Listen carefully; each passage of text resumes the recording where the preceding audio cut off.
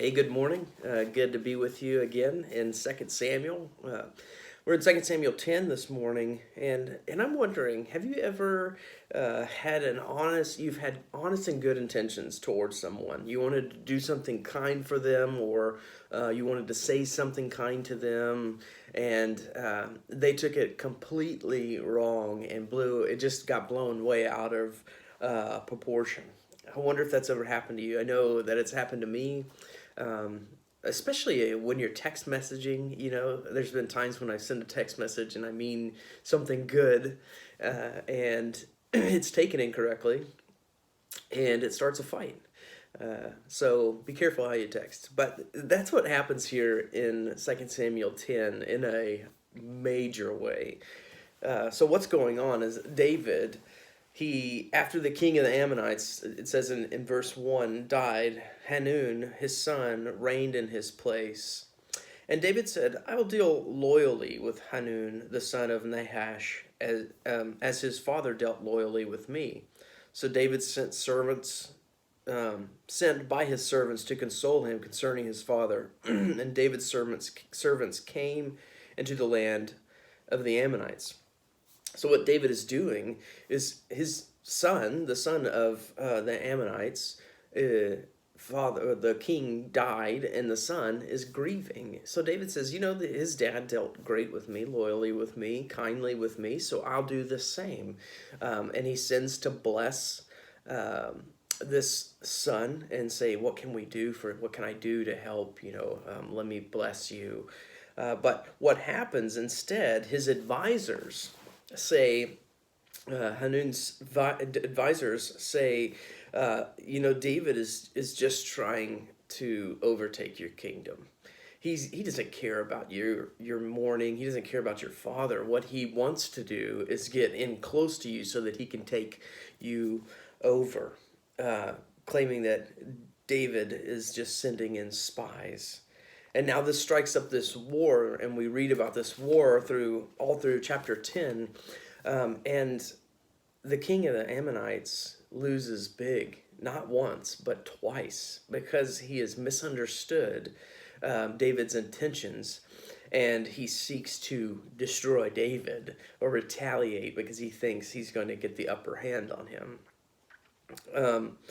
We live in an age of fake news, and I think you know that. I think if you have spent any time on the news, there's a lot of misinformation or half reported information, or information reported in such a way that it's going to start up a conflict. So our media doesn't want to report news in a good way. It wants to report in the best way it can so that it can make more money. And the same with Facebook. Facebook has no interest in the truth. It has interest in what is going to pull as many or the most amount of likes, and it's going to get the most amount of shares. That's all that it matters. That's all that matters to them. What can stir up debate? What can get most people talking? Most people on here, staying on here longer and longer. So we have to be careful in what we are doing, how we get our information. We need to be careful not to be swept up into that which seeks to create tension and war and division among us, but learn to be guided by the truth.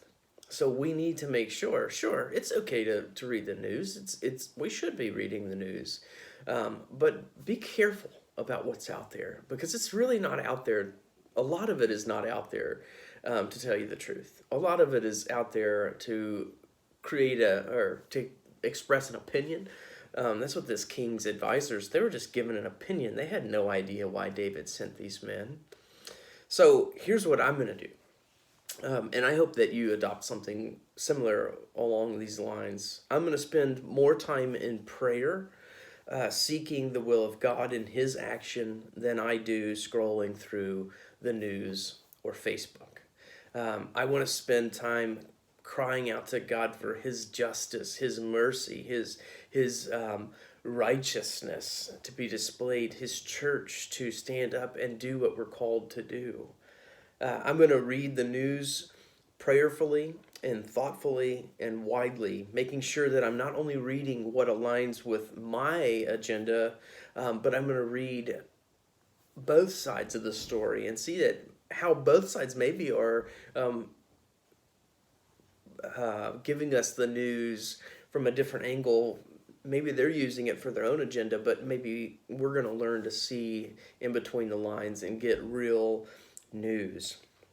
I will not share what I am not certain is not true. So I'm not going to share anything that I don't know is true, or I'm pretty certain that's got to be true. It's good to have information. Read as widely as you want, but before you share it as truth, because some people take it, if you're sharing it, you have some level of influence. Those people are thinking that that's true. And if it's not, then you're just sharing misinformation and being part of the problem instead of part of the solution. So I'm not going to share anything that's not true. So really, I only share Bible verses mostly. Um, I will not seek to stir the pot or slander or defame. I will I will uphold. I will encourage, but I'm not going to try to. I'm not going to get involved in all of these useless debates and slandering. Um, I will trust in the Lord and His sovereignty. I'm not going to be ruled by anxiety. I'm not going to be ruled by tension or depression. I'm going to trust in the Lord that He is in control. No matter what happens in our world, no matter how crazy it gets, He's still sovereign. Um, I will speak only when I have prayerfully considered what I'm going to say. So there are times when we should stand up. There are times when we should speak. But I'm only going to speak when I've prayed about it, when I've considered what I'm going to say. So James says, be quick to listen and slow to speak. Part of being slow to speak means that I'm going to think before I speak.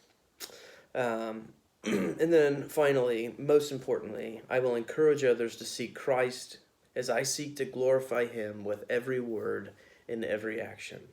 So take it from this situation in 2 Samuel 10 that got blown way out of proportion and many people died that didn't need to. And take that and use it as an example. What we're going through is not the same thing, but we do get misinformation, and misinformation stirs up strife, and strife stirs up anger and hate, and then we are in a worse situation. So be part of the solution, and most importantly, be part of bringing glory to Jesus Christ. So have a wonderful day. Read through this text, see how crazy it got, and we don't want to be part of that. So let's exalt Christ today. God bless you.